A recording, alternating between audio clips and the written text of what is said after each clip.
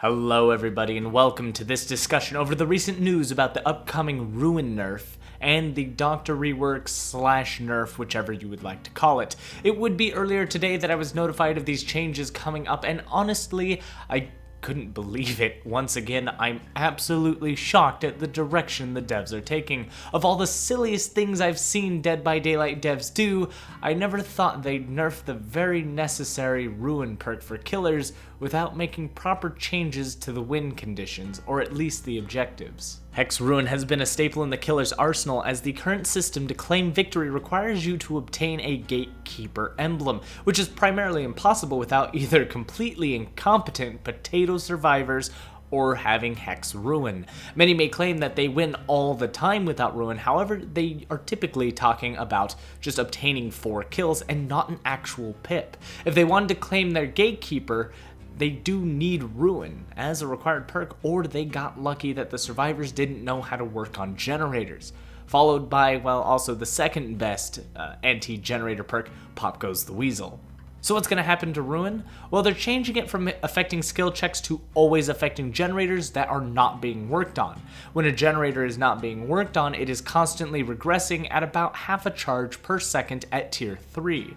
It remains as a hex, so once the totem is broken, it deactivates. If you realize that sounds pretty stupid, you're not alone. It is pretty stupid.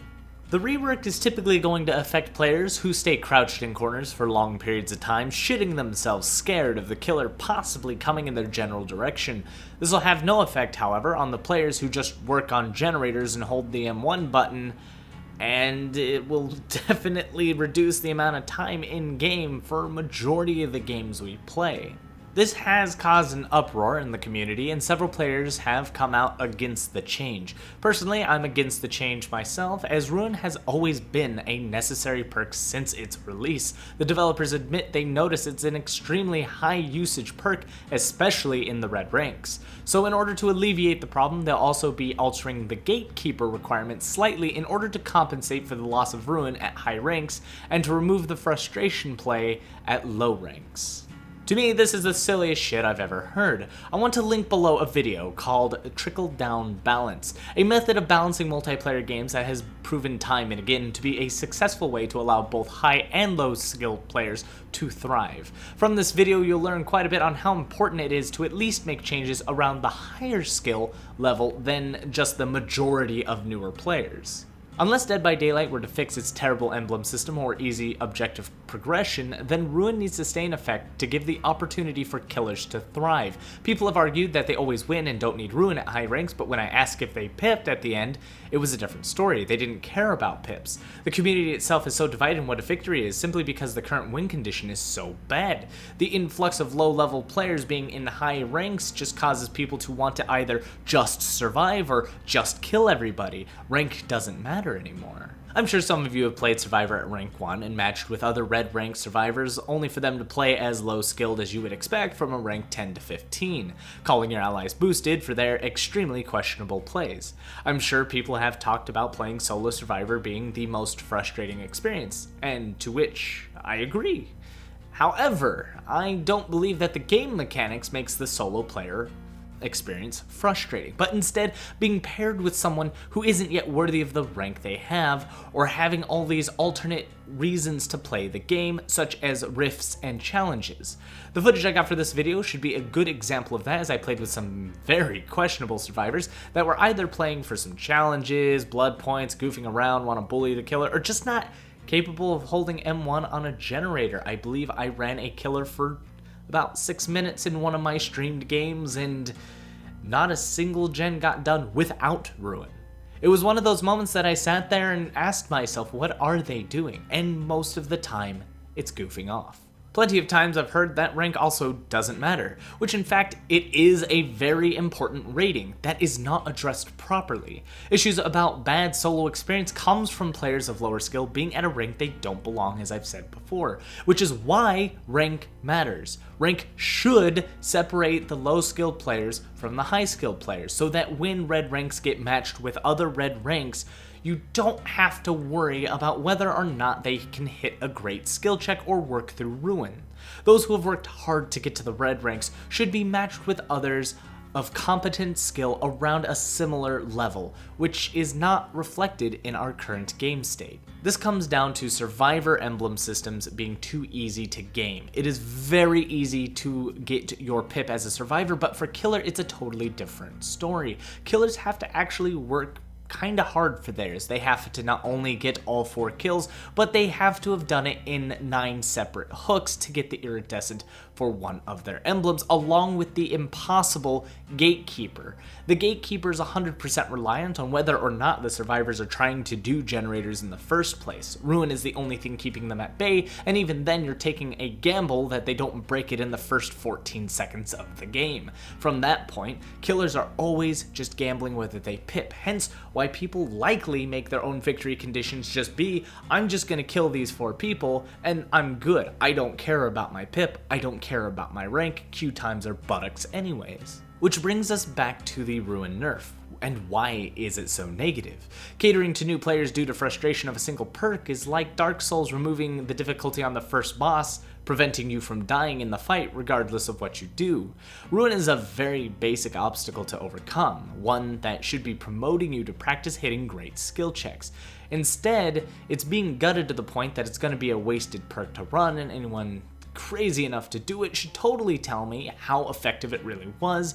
I'm going to put my money down that it wasn't, because on paper, Dead by Daylight is usually pretty solid. There's not too much depth to the game that really makes for that much dynamic gameplay. Ruin is terrible for players who are actively working on generators, which Ruin was perfect for countering. It was perfect to stop those who were super active on generators to slow down, because a 3-minute game borks you no matter what killer you are. For high skill play, survivors will never be slowed down at this point. Getting 3 generators before the first down will be immensely easier. I've been defeating killers at rank 1 with Ruin, and I'd absolutely do it faster without having to deal with Ruin. This is my personal experience in solo play as well. I don't typically play in groups, and if I do, it's just with my viewers. I absolutely do all the time get terrible teammates, but again, I don't blame the mechanics of the game or Ruin. I blame the emblem system over everything else. The ranking has to matter, and it's not, and that is causing different kinds of frustrations and other issues that have been problems for well over a year. Overall, my personal experience has been that playing as a killer is quite the gamble.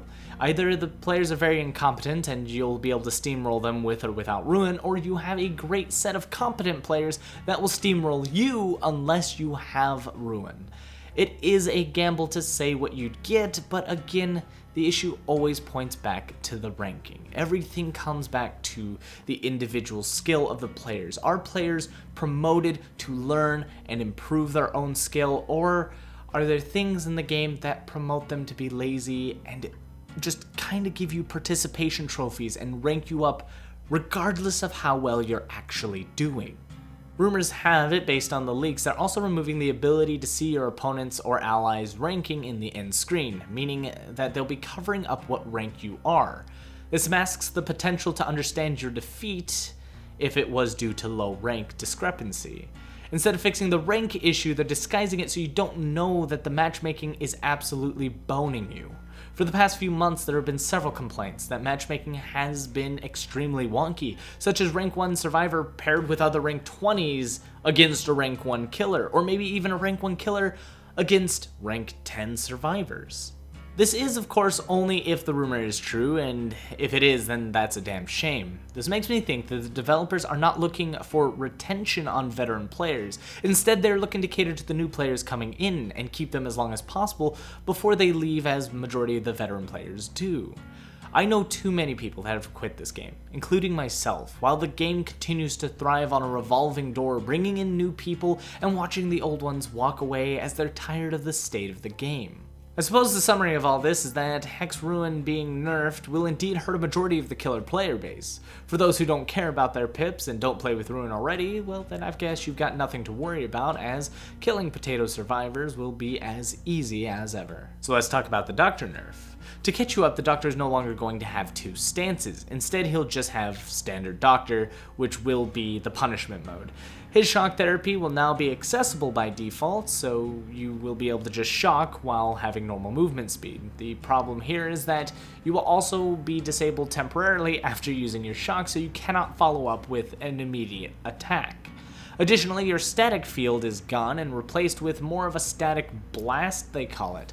It's going to be a charge with your secondary power that blasts your entire radius, increasing people's madness if they're within your terror radius and making them scream, revealing their location. The idea here is that they are trying to turn Doctor into a tracker and remove his passive ability of making people scream. Instead, he has to actively do it while also having that secondary power on a very high cooldown of what the rumor has to be about a minute. Overall, it seems that the Doctor is significantly weaker, losing his ability to cancel loops, which, to me, was the only redeeming feature he had. Instead, now they want him to have better tracking, which forces the survivors to scream when in your terror radius when you choose to shock it. And that sounds fine, although the tracking has never been that strong of a tool since the generator rush is always a looming threat. From what I gather, the idea is that the new interactions with add-ons will make the Doctor more interesting, and this is where testing will be needed to see how he actually performs. Based on the PTB notes, it seems that the Doctor is getting the Freddy treatment and being doomed to be the worst killer in the game at this rate. However, if his add-ons can make up for some interesting effects, such as a reverse skill check, hopefully it will redeem the terrible fate it seems he's headed into. It's very important to remember that these are just announcements and that the PTB will be up shortly for testing. If you believe these changes could be the worst thing for the game, go try it out and make sure you give proper feedback through the proper links. They will definitely have some polls to go through, and make sure you speak up about all the issues at hand, and hopefully we point out what the real issues are to make the game a more enjoyable experience for not only the newer players, but the veteran players as well. We want Dead by Daylight to thrive in a positive way for everybody, not just the new players. These are year-old problems that have plagued the game for so long, and it seems that we're ignoring them just to make people temporarily happy at a lower skill level. Well, that's about all I have to cover for this. I'm going back to playing some last year and finishing my achievements for Dead by Daylight, and I hope you guys have a wonderful day. Don't forget to like, comment, subscribe, share your thoughts below, and as always, good game.